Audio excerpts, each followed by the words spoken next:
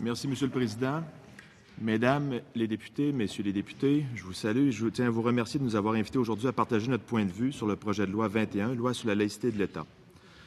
Le Syndicat de la fonction publique et parapublique du Québec est une organisation syndicale indépendante représentant plus de 42 000 personnes œuvrant dans les secteurs publics et parapublics. Nous occupons entre autres des emplois de bureaux, de techniciens, d'ouvriers et assimilés. Depuis plus de 10 ans, la question de l'expression religieuse dans les services publics, que ce soit par les employés ou les citoyennes et les citoyens bénéficiant de ces services, est discutée dans nos instances démocratiques. Notre réflexion à ce sujet a débuté dès 2007, lorsque plusieurs cas d'accommodement religieux ont été rapportés par les médias. À cette époque, plusieurs membres du SFPQ ont interpellé leurs représentantes et représentants syndicaux pour dénoncer des situations qu'ils considéraient comme discriminatoires liées à des accommodements au sein de la fonction publique. Afin de mieux comprendre ce phénomène, notre service de la recherche a réalisé des enquêtes auprès de la structure syndicale locale déployée dans les organismes et les ministères. C'est l'analyse des résultats de ces enquêtes qui a mené à l'élaboration de propositions réclamant des mesures pour baliser les accommodements religieux au sein de la fonction publique et parapublique, ainsi que pour assurer une véritable neutralité de l'État. Le SFPQ a fait part de ses propositions à de nombreuses reprises. Commission Bouchard-Taylor, consultation sur les projets de loi numéro 16, numéro 94, numéro 60, numéro 62 et aujourd'hui sur le projet de loi 21. À travers toutes ces consultations, nous avons défendu activement l'idée que le Québec devait se doter d'une charte de la laïcité pour affirmer clairement la neutralité de l'État et la notion d'égalité homme-femme. Nous pensons qu'une telle charte devrait clarifier que l'ensemble du personnel de la fonction publique respecte un devoir de réserve en ce qui a trait à l'expression de ses convictions religieuses dans le cadre de ses fonctions. Selon nous, cela implique entre autres qu'il n'y a aucun signe religieux ostentatoire porté par les employés de la fonction publique. Il va sans dire que nous appuyons également l'obligation de donner et de recevoir un service public à visage découvert. Tous les jours, nos membres sont en contact avec les citoyens et citoyennes du Québec. Nous devons leur rendre les services publics auxquels ils ont droit et appliquer des lois et règlements pouvant affecter profondément leur vie. On peut par exemple penser à nos milliers de membres qui œuvrent dans le secteur de l'aide sociale. Dans le cadre de nos fonctions, nous sommes contraints de respecter le règlement sur l'éthique et la discipline dans la fonction publique. Ce dernier impose plusieurs exigences, notamment la discrétion, l'honnêteté, l'impartialité, la neutralité politique et le devoir de réserve dans l'expression publique de ses opinions politiques. La confiance des Québécoises et des Québécois dans la totale impartialité de leur fonction publique est pour nous primordiale. Nous comprenons ainsi qu'un emploi dans la fonction publique implique des contraintes qu'on ne retrouve pas fréquemment dans le secteur privé. En ce sens, même si nous concevons très bien que des employés ayant des convictions religieuses et les affichant par le port de signes religieux peuvent tout à fait être neutres dans le cadre de leur travail et que l'inverse est également possible, l'apparence de neutralité nous semble également nécessaire dans un accès libre aux services rendus par l'État. Nous estimons que le bris de cette apparence de neutralité peut restreindre, dans certaines circonstances, la volonté d'une personne de faire appel à un service public ou encore l'amener à douter de la neutralité du processus de décision soutenant une telle décision qui le concerne, et ce, même si une neutralité de fait s'applique. Ainsi, le SFPQ adhère pour l'essentiel aux orientations proposées par le gouvernement dans le projet de loi 21, qu'il considère comme un premier pas dans la bonne direction.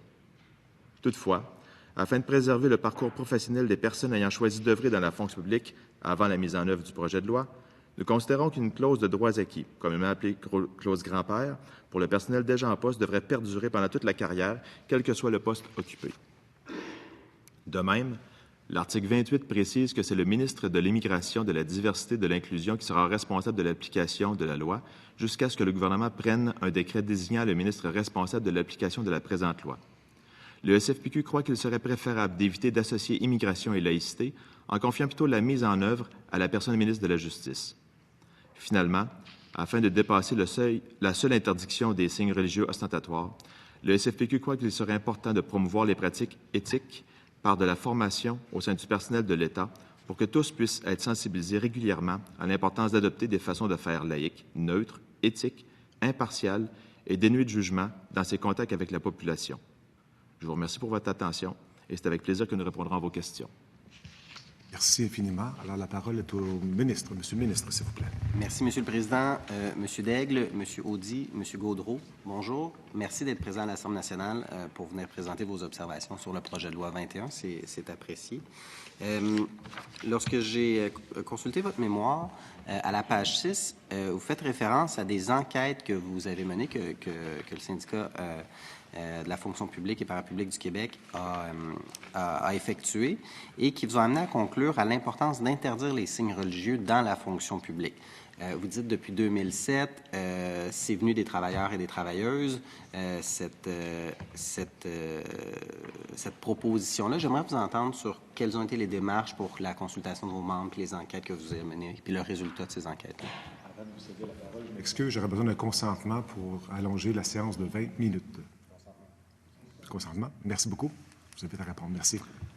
Alors, suite aux différentes situations qui se sont produites et qui ont été médiatisées à l'époque, le service de la recherche au niveau du syndicat s'est déplacé et a fait état ou a questionné sur qu'est-ce qui s'était passé réellement à travers les situations, où est-ce qu'il pouvait y avoir des problèmes également aussi. Et c'est suite à ça que nous avons regardé, puis que nous avons pris position à travers les différentes instances, soit le conseil syndical et même le congrès de 2012 à l'époque, pour justement trouver une façon de faire qui ne brime pas les droits de nos travailleurs, des membres que nous représentons à travers les différents ministères et organismes. Donc, c'est à ce niveau-là que les enquêtes ont été effectuées. Et pour trouver une solution à travers tout ça, pour permettre à nos membres de pouvoir exercer leurs fonctions sans avoir de biais à travers cette fonction-là qui est exercée. Vous, en tant qu'organisation syndicale, dans le fond, là, vous avez plusieurs membres, j'imagine, qui portent des signes religieux actuellement que vous représentez. Et tout de même, suite aux consultations de vos propres membres, vous en êtes venu à la proposition qu'on ne devrait pas permettre les signes religieux dans la fonction publique. C'est bien ça? Effectivement, présentement, certains de nos membres peuvent porter. On n'a pas fait d'études de savoir combien ou quelle personne pouvait le faire, mais ça peut arriver effectivement. Et présentement, nos instances, à travers les décisions que nous avons prises à l'époque jusqu'en 2012, il n'y a pas eu de contestation à travers tout ça et les gens étaient d'accord avec la position que nous avions. Nos instances étaient d'accord avec la position que nous avions. Rappelez-nous combien de membres vous représentez déjà? Dans la fonction publique, nous représentons environ 27 000 fonctionnaires, 4 000 ouvriers, 6 000 personnes à l'Agence du revenu du Québec. Par la suite, des organismes publics et organismes parapublics également aussi, tels que la CEPAC et autres, mais qui ne sont pas visés là, à travers tout ça. Ça fait 10 ans qu'on parle de la question de la laïcité de l'État, d'interdiction du port de signes religieux par certaines personnes en situation d'autorité. Nous, ce qu'on propose dans le cadre du projet de loi 21, c'est un nombre limité d'agents de l'État qui vont être interdits. On n'étend pas à l'ensemble des fonctionnaires de l'État. C'est une approche qui est plus limitée.